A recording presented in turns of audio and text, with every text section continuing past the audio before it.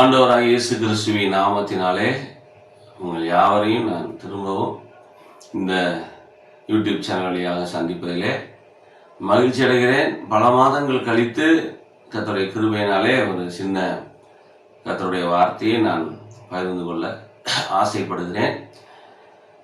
கர்த்தருடைய கிருபையினாலே நம்முடைய ஊழியம் மிகவும் ஆசீர்வாதமாக ஆண்டவருடைய சித்தத்தின்படி ஒரு கூட்டம் பேருக்கு பிரயோஜனமாக நடந்து வருகிறது. நாம் ஆண்டவருடைய அன்பின் சுவிசேஷத்தை அறிவித்து கொண்டே இருக்கிறோம். தேவனுடைய சபை பக்தி விருத்திக்கென்று அழைக்கிற எல்லா இடங்களிலும் சென்று கர்த்தருடைய வார்த்தையை நாம் பகிர்ந்து வருகிறோம். தொடர்ந்து உங்கள் ஜெபங்களிலே நீங்கள் என்னுடைய ஊழியத்தையும் குடும்பத்தையும் நினைத்து கொள்ளுங்கள். உங்கள் வீட்டிலே ஒருவராக நினைத்துதான் நீங்கள் உங்களில் ஒரு சகோதரனாக நினைத்துதான் நீங்கள் இதுவரை என்னையும் குடும்பத்தையும் ஊழியத்தையும் நேசித்து ஜெபிக்கிறீர்கள், உதவி செய்கிறீர்கள். எவ்வளோ பேர் உங்களுடைய அன்பான ஜெபத்தினாலும் காணிக்கையினாலும் நீங்கள் உதாரத்துவமாய் தாங்கி வருகிறீர்கள். உங்களுக்கு என்னுடைய மிகுந்த நன்றியை தெரிவிக்கிறேன். கர்த்தர்தாமே இதற்குரிய பலனால் உங்களை நிரப்புவாராக. இன்னைக்கும் கூட ரோமர் 6ஆம் அதிகாரம் 14ஆம் வசனம் நமக்கு தெரிந்த வசனம் தான். நாம் நியாய பிரமாணத்திற்கு கீழ்ப்பட்டிராமல் கிருபைக்கு கீழ்ப்பட்டிருக்கிறபடியால் பாவம் நம்மை ஜெயிக்க முடியாது. எனக்கு அருமையானவர்களே, பழைய ஏற்பாட்டு காலத்தில் மக்கள் பாவத்தின் மேல் வெற்றி இல்லாமல் வாழ்ந்தார்கள். அதற்கு பதிலாக என்ன பாவம் செய்தாலும் அதுக்கு ஒரு பிராயசித்த பலியாக ஒரு மாட்டையோ ஆட்டையோ புறாவையோ அவர்கள் பலி செலுத்தி பாவத்துக்கு பரிகாரம் செய்து கொண்டே இருந்தார்கள். ஆனால் அவர்கள் பாவத்தின் மேல் வெற்றியுள்ள வாழ்க்கை அவர்களால் வாழ முடியவில்லை. ஏனென்றால் அவர்கள் நியாய பிரமாணத்திற்கு கீழ் இருந்தார்கள், சட்டதிட்டங்களுக்கு கீழ் இருந்தார்கள். ஆனால் நம்முடைய அன்பின் ஆண்டவராகிய இயேசு கிறிஸ்து அவரே நமக்காக பலியாக வந்தபோது, எனக்கு அருமையானவர்களே, இந்த மனச்சாட்சியிலே நம்முடைய மனச்சாட்சியிலே ஒரு மாற்றத்தை அவர் கட்டளையிடுகிறார். அதைத்தான் இங்கே பவுல் அப்போஸ்தலன் சொல்லுகிறார். புதிய ஏற்பாட்டிலே பாவத்தை வெறுக்கக்கூடிய ஒரு மனநிலைமையை, ஒரு கிருபையை அவர் நமக்கு தருகிறார். நம்முடைய சொந்த முயற்சியால் நம்மால் எந்த பாவத்தையும் விட முடியாது. பொய் சொல்லுவதையோ, கோவப்படுவதையோ, கெட்ட வார்த்தை பேசுவதையோ, இன்னும் இந்த மாதிரி பாவ சுபாவங்கள்லேருந்து, கொலை செய்வதிலிருந்து, உபச்சாரத்திலிருந்து, வேதம் எதெல்லாம் பாவம் சொல்லுதோ அதிலிருந்தெல்லாம் விடுபட நம்முடைய சொந்த முயற்சியினால் பக்தியினால் முடியாது. கர்த்தராகிய இயேசு கிறிஸ்துவிடம் நாம் கிருபை கட்டாயம் கேட்க வேண்டும். ஆண்டவரே, எனக்கு இந்த பாவத்தின் மேல் வெறுப்பு தாரும், இந்த தவறின் மேல் எனக்கு வெறுப்பு தாரும், பாவத்தை நான் ஒரு விஷத்தை போல, நஞ்சை போல வெறுக்க எனக்கு கிருபை தாரும் என்று நாம் கேட்டால் ஆண்டவர் நமக்கு நிச்சயமாக எப்பேற்பட்ட பாவமாக இருந்தாலும் அதன் மேல் நமக்கு வெற்றி தருவார். இதுதான் ரோமர் 6:7-8 பவுல் அப்போஸ்தலனுடைய அனுபவம். முதலாவது அவர் 6ஆம் அதிகாரத்தில் 14ஆம் வசனத்தில் இந்த நற்செய்தியை சொல்லிவிட்டார். நாம் நியாயப்பிரமாணத்திற்கு கீழ்ப்பட்டிராமல் கிருபைக்கு கீழ்ப்பட்டிருக்கிறோம், அதனால பாவம் நம்மளை ஜெயிக்க முடியாது. ஆனால் 7ஆம் அதிகாரத்தில் உண்மையை சொல்லுகிறார். பாவங்கிறது ஒரு பயங்கரமான வல்லமை உள்ளதாக இருக்குது. அதுக்கு உருவம் இல்லைனாலும் பாவம் பார்த்தீங்கன்னா யாரையும் விடுறதில்லை. ஜாதி, மதம், இனம், ஆண், பெண் அந்த மாதிரி பார்க்காது. அது அவங்கள அடிமையாக்கி எல்லா தவறையும் செய்ய வைக்கதான் நினைக்கும். பவுலே ரோமர் 7 சொல்கிறாரு, நான் பாவம் செய்கிறேன், நான் விரும்பாதான் செய்கிறேன், ஏன் எனக்குள்ள வாசமாக இருக்கிற பாவமே அப்படி செய்கிறது அப்படின்னு சொல்கிறார். நான் நீதிமான நல்ல மனுஷனாக வாழ தான் விரும்புகிறேன், ஆனால் எனக்குள்ளேயே இருக்கிற பாவம் என் உறுப்புகளில், என் அவயவங்களில், என்னுடைய மனசுக்குள்ளே இருக்கிற இன்னொரு அந்த பாவ பிரமாணம் என்னை அடிமையாக்குது. என்னை யார் விடுதலையாக்குவா? நிர்பந்தமான மனுஷன் நான். இந்த மரண சரீரத்திலிருந்து யார் என்னை விடுதலையாக்குவா அப்படின்னு அவர் வருத்தப்பட்டாலும் 8ஆம் அதிகாரத்தில் ரோமர்ல 2ஆம் வசனத்துல ஜீவனுள்ள கிறிஸ்துவினுடைய சிலுவையை பற்றிய பிரமாணம், ஜீவனுள்ள கிறிஸ்துவை பற்றிய சிலுவையினால உண்டான அந்த விடுதலை என்னை அவர் விடுதலை செஞ்சாரு அப்படின்னு சொல்லி சொல்றார். சிலுவையினால வந்த விடுதலை, இயேசு கிறிஸ்து எனக்காக சிலுவையில பட்ட பாடுகள், அதனால அந்த அன்பு, எனக்காக ஒருத்தர் பலியா இருக்காரு, நான் செஞ்ச பாவத்துக்காக ஒரு தவறும் செய்யாத ஒருத்தர் சிலுவையில் அடிக்கப்பட்டிருக்காரு அப்படின்னு பற்றி சிலுவையை பற்றின அந்த அன்பு அவர் என்ன செய்தது அப்படின்னு சொல்லி பற்றி ரோமர் 8ஆம் அதிகாரத்தில் அவர் ரொம்ப மகிழ்ச்சியோட அந்த செய்தியை சொல்றாரு. சிலுவையினால உண்டானது என்ன செஞ்சிச்சா அவரை, சிலுவையினால வந்த அந்த அன்பு, சிலுவையை பற்றின அந்த வெளிப்பாடு அவரை பாவம் மரணம் என்பவர்களின் பிரமாணத்திலிருந்து என்னைய விடுதலையாகிச்சுங்கிறார். கிறிஸ்து இயேசுவினாலே ஜீவனுடைய ஆவியின் பிரமாணம் என்னை பாவம் மரணம் என்பவைகளின் பிரமாணத்தினின்று விடுதலையாக்கிற்றே. அப்ப கல்வாரி அன்பினால் நாம் பாவத்தை ஜெயிக்க முடியும். அந்த கிருபை நமக்கு இருக்கு.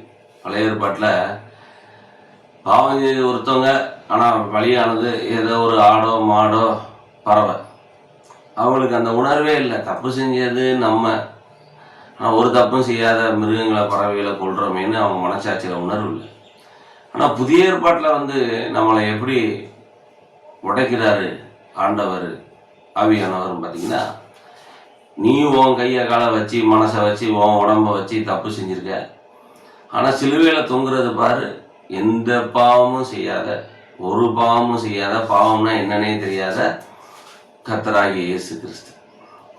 அப்போ நம்மளை அது என்ன செய்யுது, உடைக்குது. ஓ, தப்பு செஞ்சது நான், தண்டனை அனுபவிச்சது அவர்.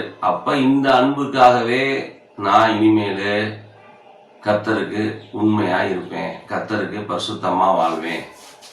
2 கொரிந்தியர் 5ஆம் அதிகாரம் 21ஆம் வசனம் நீங்க படிச்சு பார்த்தீங்கன்னா, நாம் அவருக்குள் தேவனுடைய நீதியாகும்படிக்கு பாவமே அறியாத அவரை நமக்காக பாவமாக்கினார். அப்ப பாருங்க, உங்க கையிலையும் என் கையில அடிக்க வேண்டிய ஆணிய ஆண்டவராகிய இயேசு கிறிஸ்து தன்னுடைய கையிலையும் காலையும் ஏற்றுக்கொள்றார். எல்லா அடியும் அப்படித்தான். சவுக்கடி நம்ம முதுகில் தான் அடிக்கணும், தலையில முழுகிறிடம் நம்ம தலையில தான் சுட்டணும், இப்படி எல்லா பாடுகளையும் நம்ம தான் அனுபவிக்கணும். ஆனால் ஏசாயா 53ஆம் அதிகாரத்தில் வாசிக்கிறபடி அவர் தாமே நமது பாடுகளை ஏற்றுக்கொண்டு நமது துக்கங்களை சுமந்தார். அப்ப அந்த நன்றி உள்ளந்தான் கல்வாரியின் அன்பு. அந்த கல்வாரியின் அன்பினால நமக்கு உள்ளம் உடைக்கப்பட்டு இவ்வளவு பாடு ஆண்டவராகி இயேசு கிறிஸ்து படுறதுக்கு காரணம் நான் தான்.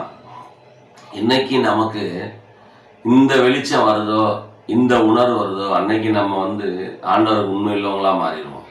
நீங்க ஏதாவது அந்தரங்க பாவத்துல இன்னும் விட முடியாம கஷ்டப்படுறீங்களா, போராடிக்கிட்டு இருக்கீங்களா, பாவத்துக்கும் ஆண்டவருக்கும் நடுவுல இங்கிட்டும் அங்கிட்டும் நீங்க மன உளைச்சல்ல இருக்கீங்களா, 2 பக்கமும் நீங்க பிரியமா இருக்க விரும்புறீங்களா, என்னால் முடியல, ஆண்டவரும் வேணும், அதே சமயம் பாவச்சையில என்னால் விட முடியல, அப்படி இருக்கீங்களா?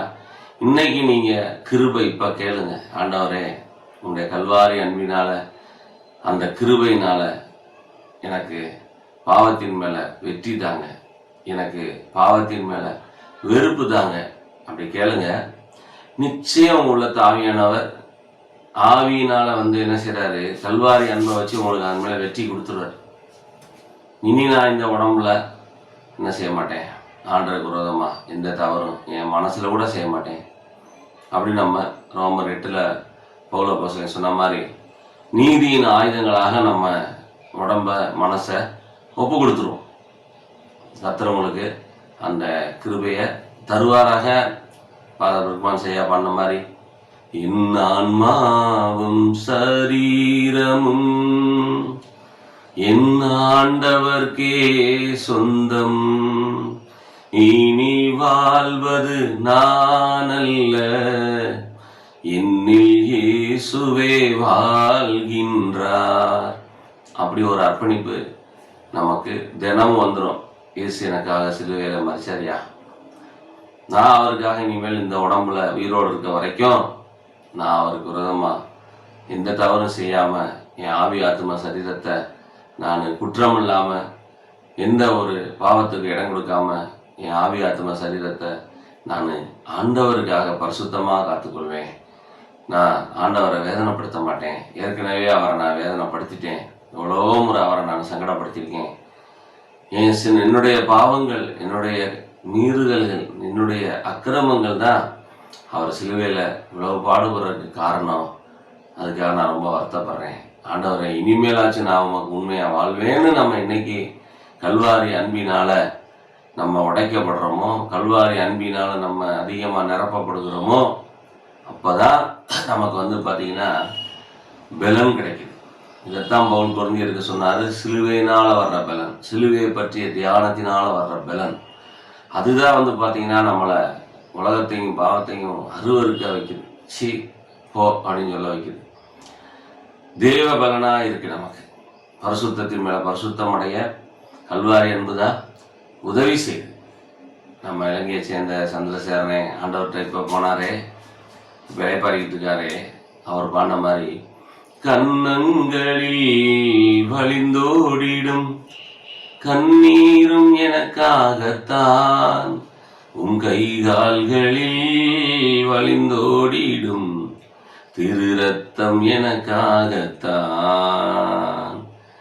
மூன்றாணியால் என் பாவங்கள் சுமந்து தீர்த்தீரையா, மூன்றாம் நாளில் எனக்காகவே உயிரோடு எழுந்தீரையா.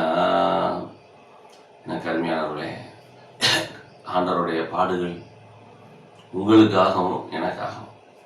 யார் எந்த ஒரு மனிதனாக இருந்தாலும் யாராக இருந்தாலும் சிலுவையின் அன்பை அவங்க உணர உணர உணர அவங்க பார்த்தீங்கன்னா ரோமர் 6:14 படி அவங்க கிருபையின் மேலே கிருபை பெற்று அவங்க பார்த்தீங்கன்னா பாவத்தை முற்றிலும் ஜெயிச்சு இந்த உலகத்தில் இந்த உடம்புலையே 100க்கு 100 அவங்க எந்த பாவமும் செய்யாமல் தங்களை பரிசுத்தமாக காத்துக்கொள்ள முடியும்.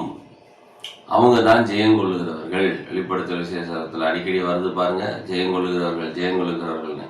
ஜெயங்கொள்ளுகிறவனுக்கு ஜீவ விஷயத்தின் கனியை தருவேன், ஜெயங்கொள்கிறவன் என் கூட சிங்காசனத்தில் இருப்பான். இப்படி ஏகப்பட்ட வாக்குகள் கொடுத்துருக்காரு பார்த்தீங்களா. இந்த வாக்கை பெறதுக்கு நமக்கு கல்வாரி அன்பை தான் தியானிக்கணும். இந்த வாக்கை பெறுவதற்கு கல்வாரி அன்பு தான் நமக்கு என்ன செய்யும், உதவி செய்யும். வேற நம்முடைய வைராக்கியங்கள் முயற்சிகள்லாம் உதவி செய்யாது. சிலுவையில் இயேசு நமக்காகப்பட்ட பாடுகளை நம்ம தினமும் நினச்சி ஆண்டவரை இனிமேல் நான் உனக்கு உண்மையாக இருப்பேன், உண்மை துக்கப்படுத்த மாட்டேன் அப்படின்னு சொல்லி தீர்மானம் எடுத்து தினமும் ஒவ்வொரு நாளும் ஆண்டவர்கிட்ட கிருபை கேளுங்க. இந்த நாள் முழுக்க எந்த பாவமும் என்னை மேற்கொள்ளாதபடி எனக்கு கிருபை தாங்க அப்படின்னு சொல்லி நீங்கள் டெய்லி கிருபைக்குள்ளேயே இருந்தீங்கன்னா 24 மணி நேரமும் கர்த்தருடைய கிருபை உங்களை பாவம் செய்ய விடாமல் காத்துக்கொள்ளும். அந்த கிருபையை உங்களை என்ன செய்யும், இந்த உலகத்தில் பரிசுத்தவானா நிறுத்தும். அந்த கிருபையை ஒரு நாள் உங்களை பரலோகத்தில் கொண்டு போய் சேர்க்கும். கர்த்தராகிய இயேசு கிறிஸ்து தாமே உங்களை ஆசீர்வதிப்பாராக. ஆமீன்.